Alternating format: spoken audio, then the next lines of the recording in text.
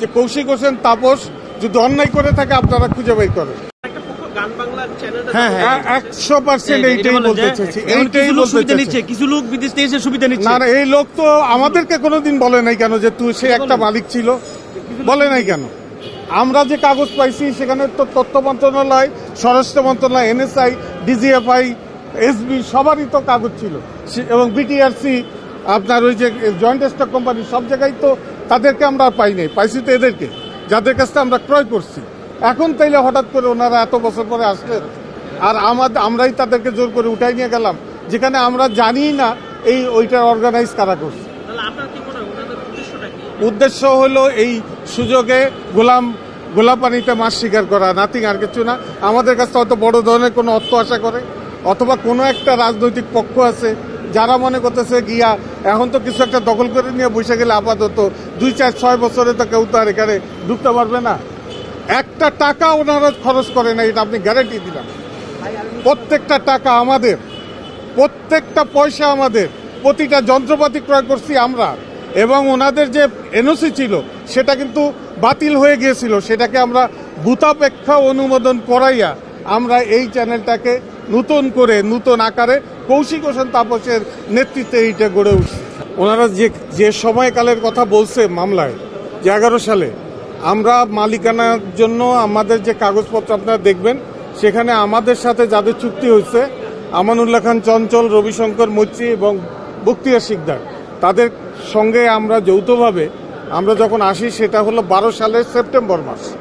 অর্থাৎ আমাদের নামে যে মামলাটা দায়ের করা হয়েছে আমরা তাদেরকে তুলে নিয়ে গিয়া লিখিতভাবে সিগনেচার করছি, এটা 100তে 100 ভাগ মিথ্যা। আর দ্বিতীয় কথা হলো ফারজানা মুন্নির সঙ্গে তখনও কৌশিক হোসেন তাপসের বিয়ে হয়নি, তো তারা দুজন এক হইল কি করে সেটাও আর একটা ব্যাপার। 3 নম্বর বিষয় হলো আমাদের কাছে যে ডকুমেন্টসগুলি ওই সময়ের মালিক পক্ষ দিয়েছিলেন, যেটা তথ্য মন্ত্রণালয় থেকে আমরা পেয়েছিলাম, সেই মালিকানার ভিতরে আমরা দেখছি 117 ওনারা জানুয়ারি মাসের 12 সালের জানুয়ারি মাসের 4 তারিখে ওনারা সিগনেচার কইরা, এই যে এখানে আপনাদের সামনে আমি দেখাইতে পারবো যে এখানেই আছে, এই যে কাগজটা আমার সামনে আছে। ওনারা রেজিস্টারের সামনে না গেলে কোনোদিন 117 সিগনেচার অ্যাকসেপ্ট হয় না। তারপরে 115 গিয়ে দেখেন তাদের লেখা আছে যে একেবারে স্পষ্ট করে যে তারা তাদের এন্টার শেয়ার তারা হস্তান্তর করে দিয়া তারা নিঃস্বত্ববান হইলেন। তাহলে এটা হলো গিয়ে আপনার 11 সাল থেকে 12 সালের জানুয়ারি পর্যন্ত আমাদের সঙ্গে যে চুক্তি হয়েছে, সব কিছু হয়েছে, সেটা হলো 12 সালের সেপ্টেম্বর মাসে। তাহলে আমরা কি করে জোর করে একজনকে তুলে নিয়ে গেলাম? তারপর আরও একটা মজার বিষয় আছে, ওনারাই এই মামলার ভিতরে একটা কাগজ দিচ্ছেন। ওনারা বুঝে দিচ্ছেন না বুঝে দিচ্ছেন আমি জানি না, কারণ অনেক মিথ্যা বলতে গেলে মাঝে মধ্যে কিছু সত্য কাগজ আইসা যায়। তা ওনারা 11 সালে যে জিডি করছে, সেই জিডিতে যে সকল ব্যক্তিদের নাম আছে সেখানে কৌশিক হোসেন তাপস অথবা ফারজানা মুন্নি বা আমাদের নাবিল আশরাফ কারো নাম নাই। তাহলে আর আরেকটা মজার কথা বলি, নাবিল আশরাফ একজন আমাদের বিপণন এবং কর্মকর্তা, উনি জিএম আমাদের, ওনার নাম দিচ্ছে যে উনিও ছিলেন। তো উনি 14 সালের সেপ্টেম্বর মাসের 1 তারিখে আমাদের এই কোম্পানিতে জয়েন করছে। তো তার আগে ওই লোকদেরকে উনি তুলে নিয়ে আসার কি টাকা পড়লো বা সে কিভাবে কি করলো আমরা বুঝতে পারতেছি না। তো এগুলি ফেব্রিকেটেড একটা মামলা দিছে, আপনারা এর আগেই জানেন, সেটাও ছিল ভুয়া মামলা, যেখানে সে আন্দোলনের সপক্ষে থাকার পরেও তাকে বলা হয়েছে যে সে টাকা পয়সা দিয়া আন্দোলন দমন করার জন্য যে খরচ করছে, এটাও ছিল ভুয়া। এখন সেই ভুয়া মামলা যখন দেখছে আর কোনোভাবে উপায় নাই, মানুষজন এটা মন্দ বলতেছে, এখন তাকে আরও একটা মামলা দিয়ে একটা বিব্রত করা, এবং যারা আসছে তারা কিছু এবং বিভিন্ন জায়গায় ইশারা ইঙ্গিতে বলতেছে। আপনারা নিজেরাই, আপনারা সাংবাদিক এবং এখানে উকিলরা যারা আছে, আপনারাই বলেন এই ধরনের একটা কোম্পানি আইনের মামলা এইভাবে তারা যে দায়ের করলো, দায়ের করার পরে তো উচিত ছিল আদালতের যে যান আপনি গিয়ে একটা তদন্ত করেন, তদন্তের ইনভেস্টিগেশনের জায়গায় না গিয়ে উনি এফআইআর করায় দিলেন। আর এখানে পিপি সাহেবের এখানে ভূমিকা থাকার কথা না, এটা কোনো সরকারি মামলা না, এটা ব্যক্তির থেকে ব্যক্তির মামলা। তো উনি যদি ব্যক্তিগতভাবে আইসা থাকে তাহলে ঠিক আছে, তো রাষ্ট্রপক্ষ এখানে যুক্ত হইতে পারে না। কোনোভাবে কোনো আইনে নাই।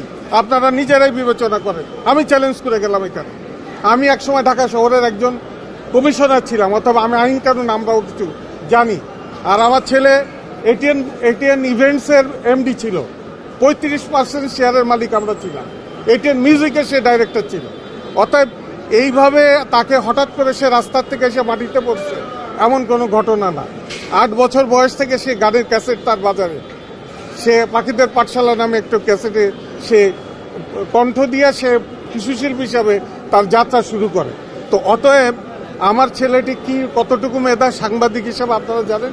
আর আমরা টেলিভিশনের মালিক যারা, আমরা তো অন্তত এইটুক জানি সরকারের কতগুলো এজেন্সির কাছ থেকে ক্লিয়ারেন্স নিয়ে আমার কাছে সব কাগজগুলি এখানে আছে, আমি দেখাইতে পারবো। এবং আমাদের সাথে চুক্তি থেকে শুরু করে লাইসেন্স কেবলমাত্র কৌশিক হোসেন তাপসের নামে ইস্যু হয়েছে 13 সালে। 13 সালের আগে গান বাংলা নামে কোনো লাইসেন্স ছিল না। ওনারা একটা এনওসির কাগজ নিয়ে কয়েকদিন ঘোরাঘুরি করছে, টাকা নাই। এবং রবিশঙ্কর মৈত্রী গত 6 তারিখে, এই মাসের 6 তারিখে উনি ফেসবুকে একটা স্ট্যাটাস দিছে, সেখানে স্পষ্ট করে বলছেন যে এই জিনিসটা কোনো মতেই আমাদের মানে না, এইভাবে হয়েছে।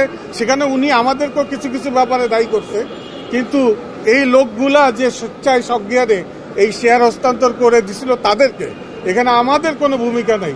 এবং আমাদের সাথে ওনার কার মাধ্যমে কিভাবে দেখা সাক্ষাৎ হয়েছে, ওয়েস্টিন হোটেলে প্রথম মিটিং হয়েছে, এগুলো কিন্তু ওনারা বলছে। তো অতএব আমাদের সাথে ওনার এত সদ্ভাব না থাকলেও বাকিরা কিন্তু আদালত, হাইকোর্টের মাধ্যমে তাদের শেয়ার টাকা নিয়ে হাইকোর্টের কাছ থেকে পে অর্ডার রিসিভ করে আমাদেরকে শেয়ার বুঝাই দিছে। এবং লাস্ট শেয়ারের যে স্ট্যাটাস, সেখানে ফারজানা মুন্নি 24%, কৌশিক হোসেন তাপস 70%, রবিশঙ্কর মৈত্রী 5%, এবং একজন শেয়ার হোল্ডার আছেন, উনি কিছুতেই থাকবেন না, ওনাকে এর মধ্যেও ডাকছিলাম, 1% শেয়ারের মালিক। এই টোটাল 100% শেয়ার আমাদের পরিবার হলো 94%, আর বাকি 6%-এর বাইরে আছে। এই যে একটা বিষয়, এত বড় একটা ভুয়া মিথ্যা কথা, আমরা যারা শিক্ষিত লোকজন, আর আমরা দেখতেছি মিডিয়াতে কিছু বিচার বিবেচনা না করে তারা এগুলার একটা করে নিউজ করে দিচ্ছে। নিউজ করা ভালো, কিন্তু পাশাপাশি অন্যদের কথাটাও একটু শুনে নিয়ে সাথে যোগ করলে আমি অনুরোধ করব, আমি একজন মিডিয়ার মালিক হিসাবে আপনাদের কাছে অনুরোধ করব যে কৌশিক হোসেন তাপস যদি অন্যায় করে থাকে আপনারা খুঁজে বের করেন।